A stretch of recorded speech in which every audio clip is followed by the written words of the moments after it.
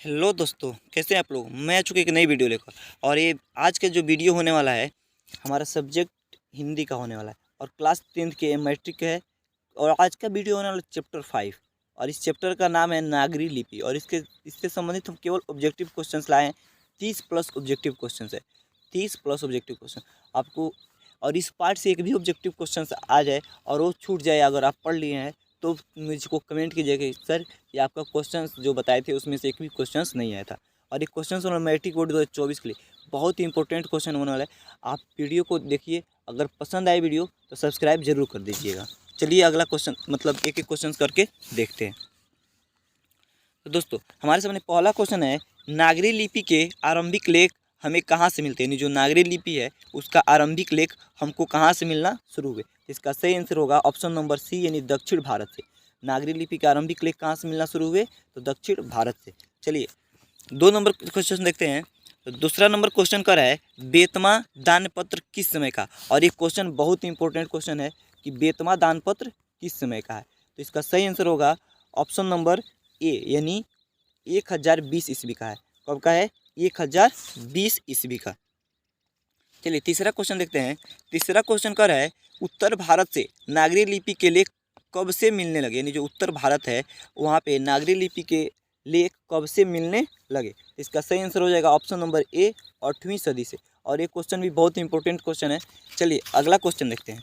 चौथा number question का रहा है, गुणाकर मूल्य ने मिडिल स्तर की पढ़ाई किस भाषा से की। यानी जो गुणाकर मूल्य थे इन्होंने मिडिल स्तर की पढ़ाई, यानी मिडिल स्तर मतलब समझते हैं सब कोई कि 8वीं तक की पढ़ाई किस स्तर से उन्होंने किस भाषा में की। तो इसका सही आंसर हो जाएगा ऑप्शन नंबर ए यानी मराठी भाषा में की। किस भाषा में किए वो तो मराठी भाषा में। चलिए 5वां नंबर क्वेश्चन देखते हैं कि मूल्य ने यानी जो मूल्य साहब हैं यानी गुणाकर मूल्य साहब ने अंग्रेजी व हिंदी की पढ़ाई कहाँ पर की। यानी उन्होंने अंग्रेजी और हिंदी की पढ़ाई कहाँ से की। तो इसका सही आंसर हो जाएगा ऑप्शन नंबर सी और वर्धा से की है। कहाँ से वर्धा से। चलिए चौथा नंबर क्वेश्चन देखते हैं। तो 6 नंबर क्वेश्चन का रहा है कि नेपाली भाषा किस लिपि में लिखी जाती है। देखिए नेपाली जो भाषा है उसको किस लिपि में लिखी जाती है। तो इसका सही आंसर हो जाएगा ऑप्शन नंबर डी यानी देवनागरी लिपि में लिखी जाती है। और इसको याद रखना है, बहुत ही क्वेश्चन इंपॉर्टेंट क्वेश्चन है कि नेपाली भाषा किस लिपि में लिखी जाती है। तो किस लिपि में देवनागरी लिपि में। चलिए 7 नंबर क्वेश्चन देखते हैं। गुणाकर मूल्य का जन्म कब हुआ। यानी जो गुणाकर मूल्य थे इनका जन्म कब हुआ। तो इसका सही आंसर हो जाएगा ऑप्शन नंबर ए यानी 1935 ईस्वी में गुणाकर मूल्य का जन्म हुआ। और ये क्वेश्चन भी इंपॉर्टेंट क्वेश्चन है क्योंकि उनका जन्म लोगों का जितने लोग लिखे हुए हैं पुस्तक उनका जन्म और मृत्यु बहुत ही पूछता है, इसलिए इनका याद रखना है आपको। गुणाकर मूल्य का जन्म कब हुआ तो 1935 ईस्वी में हुआ था। ठीक है। चलिए 8वां क्वेश्चन देखते हैं। गुणाकर मूल्य का जन्म कहाँ हुआ। अब देखिए वहाँ पे तो पूछा कि जन्म कब हुआ और यहाँ पूछ रहे कि उनका जन्म कहाँ हुआ। इसका सही आंसर हो जाएगा ऑप्शन नंबर सी यानी महाराष्ट्र में उनका जन्म हुआ। कहाँ पर जन्म हुआ तो महाराष्ट्र में। चलिए 9 नंबर क्वेश्चन देखते हैं। इन्होंने किस पुस्तक में पुरानी लिपियों की विस्तृत जानकारी दी। अब देखिए इन्होंने कम से अब घबराना नहीं है क्योंकि जो पुस्तक जिस पाठ को हम लोग पढ़ रहे हैं इस पाठ का नाम क्या है कि नागरी लिपि। और इन्होंने लिखा है किस पुस्तक पुरानी लिपि। देखिए आपको जहाँ भी आ जाए कि पुरानी लिपि या लिपि की जहाँ भी बात है तो उसका उससे समझ लीजिएगा कि हमारा जो पाठ होगा कौन सा पाठ होगा नागरी लिपि। और देखिए क्वेश्चन क्या कर रहा है, इन्होंने किस पुस्तक में पुरानी लिपियों की विस्तृत जानकारी दी है। यानी किस ऐसी कौन सी लिपि है जिसमें उन्होंने पुरानी जो लिपियाँ उसकी विस्तृत जानकारी दी हुई है। इसका सही आंसर होगा ऑप्शन नंबर बी यानी अक्षर कथा है उसमें पुरानी लिपियों की विस्तृत जानकारी दी गई है। चलिए 10 नंबर क्वेश्चन देखते हैं। गुप्तों की राजधानी को क्या कहते हैं। जो गुप्तों की राजधानी थी उसको हम लोग किस नाम से जानते हैं। इसका सही आंसर होगा ऑप्शन नंबर डी देवनगर के नाम से जानते हैं। और ये क्वेश्चन भी बहुत इंपॉर्टेंट है क्योंकि गुप्तों की राजधानी को बहुत लोग क्या करेंगे पाटलिपुत्र लगा देंगे, लेकिन उसका सही आंसर होगा देवनगर के नाम से जानते हैं। तो गुप्तों की राजधानी को क्या कहते हैं तो देवनगर कहते हैं। दोस्तों अगर वीडियो आपको यहाँ तक पसंद आई हो तो सब्सक्राइब जरूर कर लें और अपने दोस्तों के साथ भी शेयर कर लें। चलिए अब 11 नंबर क्वेश्चन देखते हैं। बंगला लिपि प्राचीन नागरी लिपि की है। यानी देखिए क्वेश्चन क्या कर रहा है कि जो बांग्ला लिपि है प्राचीन नागरी लिपि की क्या लगती है क्या है। इसका सही आंसर हो जाएगा ऑप्शन नंबर डी यानी बहन है। क्या है बहन है। चलिए 12 नंबर क्वेश्चन देखते हैं। केरल के शासकों के द्वारा यानी जो केरल के शासक थे उनके द्वारा सिक्कों पर यानी जो सिक्के बनाए गए थे वहाँ पे वीर केरलस्य शब्द किस भाषा में लिखी गई थी। यहाँ पर वहाँ पे जो सिक्के बनाए गए थे उस पर वीर केरलस्य शब्द लिखा गया था, और उस सिक्के को जो वीर केरला से लिखा गया था किस लिपि में लिखी गई थी। तो इसका सही आंसर हो जाएगा ऑप्शन नंबर ए, यानी नागरी लिपि में वो लिखा गया था। वीर केरला से किस लिपि में लिखा गया था, तो नागरी लिपि में। चलिए 13 नंबर क्वेश्चन देखते हैं। 13 नंबर क्वेश्चन कर रहा है पहले पहल, यानी जो पहले पहल किन राजाओं के लेखों के लिपि को ही नंदी नागरी नाम दिया गया था। यानी सबसे शुरुआती में किस राजाओं के लेखों, यानी कौन ऐसे राजा थे जिनके लेखों को नंदी नागरी का नाम दिया गया था।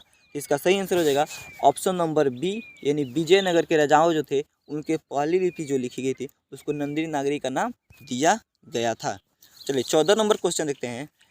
उत्तर भारत की विशेष स्थापत्य शैली को क्या कहते हैं। जो उत्तर भारत है उसके विशेष स्थापत्य शैली को क्या कहते हैं। इसका सही आंसर हो जाएगा ऑप्शन नंबर डी, यानी नागर शैली के नाम से उसको जानते हैं। चलिए 15 नंबर क्वेश्चन देखते हैं। देवनागरी लिपि में मुद्रण के टाइप कब बने, यानी जो देवनागरी लिपि है उसमें मुद्रण के टाइप कब से बनना शुरू हुए। तो इसका सही आंसर होगा ऑप्शन नंबर ए, यानी 2 सदी पहले से। कब से, तो 2 सदी पहले से। चलिए 16 नंबर क्वेश्चन देखते हैं। नागरी लिपि कब एक सार्वदेशिक लिपि थी, यानी जो नागरी लिपि थी कब एक सार्वदेशिक रूप में विकसित थी। इसका सही आंसर होगा ऑप्शन नंबर सी, यानी 8वीं से 11वीं सदी के। 17 नंबर क्वेश्चन कर रहा है कि पहले दक्षिण भारत की नागरी लिपि क्या कहते हैं। जो पहले दक्षिण भारत की नागरी लिपि थी उसको हम लोग क्या कहते हैं। तो उसका सही आंसर होगा ऑप्शन नंबर ए, यानी नंदी नागरी के नाम से जानते हैं। चलिए अगला क्वेश्चन देखते हैं। गुणाकर मूल्य ने विभिन्न विषयों पर कितने निबंध लिखे हैं। जो गुणाकर मूल्य हैं वो विभिन्न विषयों पर, नहीं अलग अलग विषयों पर कितने निबंध लिखे हुए हैं। तो इसका सही आंसर होगा ऑप्शन नंबर बी, यानी 2500 से अधिक। और इसको याद रखना है कि कितने अलग अलग विषयों पर निबंध लिखे हैं, तो 2500 से अधिक पर। ठीक है। 19 नंबर क्वेश्चन देखते हैं। भारतीय लिपियों की कहानी किसकी प्रसिद्ध रचना है। जो भारतीय लिपियों की कहानी है वह किसकी प्रसिद्ध रचना है। तो इसका सही आंसर होगा ऑप्शन नंबर ए, यानी गुणाकर मूल्य। अब देखिए आपको एक चीज़ याद रखना है कि जहाँ लिपि की बात है, यानी भारत की लिपि की जहाँ बात है वहाँ पे किन के लेखक होगा, उसके लेखक कौन होंगे, तो गुणाकर मूल्य। ठीक है। चलिए 20 नंबर क्वेश्चन देखते हैं। इस्लामी शासक का आरंभ काल है, यानी जो इस्लामी शासक थे या इस्लाम वाले जो लोग शासक थे उनका आरंभ काल, यानी कब वो शुरुआत किए थे अपने शासन करना। इसका सही आंसर हो जाएगा ऑप्शन नंबर ए, यानी 12वीं सदी से वो लोग क्या किए थे, अपना शासन करना शुरू कर दिए थे। दोस्तों अगर वीडियो यहाँ तक पसंद आ गई हो तो सब्सक्राइब जरूर कर लें, भूलना नहीं है सब्सक्राइब कर लेना। अगर सब्सक्राइब करने आपका कुछ भी नहीं जाता है। चलिए अब अगला क्वेश्चन देखते हैं। 21 नंबर क्वेश्चन कह रहा है गुणाकर मूल्य की मृत्यु कब हुई, यानी जो गुणाकर मूल्य थे उनकी मृत्यु कब हुई। तो इसका सही आंसर हो जाएगा ऑप्शन नंबर डी, यानी 2009 ईस्वी में वो उनका मृत्यु हो गया। और देखिए मैं आपको एक बार फिर बता दूं कि उनका जन्म हुआ था 1935 ईस्वी में और मृत्यु हुआ था 1909 ईस्वी, 1900 नहीं सॉरी दोस्तों, उनका मृत्यु कब हुआ था 2009 ईस्वी में। ठीक है दोस्तों, थोड़ा बहुत दिक्कत हो रही है मेरे को, तो आप लोग इससे घबराना नहीं है। आप लोग वीडियो में बने रहिए। चलिए 22 नंबर क्वेश्चन देखते हैं। किस शासक ने अपने सिक्कों पर राम सीता की आकृति और नागरी लिपि में राम सी शब्द लिखवाए थे। तो इसका सही आंसर होगा, देखिए क्वेश्चन फिर एक बार देखते हैं कि किस शासक ने अपने सिक्कों पर राम सीता की आकृति यानी राम सीता की फोटो और नागरी लिपि में राम सी शब्द अंकित करवाए थे। इसका सही आंसर हो जाएगा ऑप्शन नंबर सी, यानी अकबर ने। और आप ये क्वेश्चन बहुत ही इंपॉर्टेंट क्वेश्चन है, क्योंकि ये क्वेश्चन बार बार पूछता है कि राम सी शब्द किस शासक ने प्रिंट करवाए थे। इसका सही आंसर होगा कौन, अकबर। चलिए 23 नंबर क्वेश्चन देखते हैं।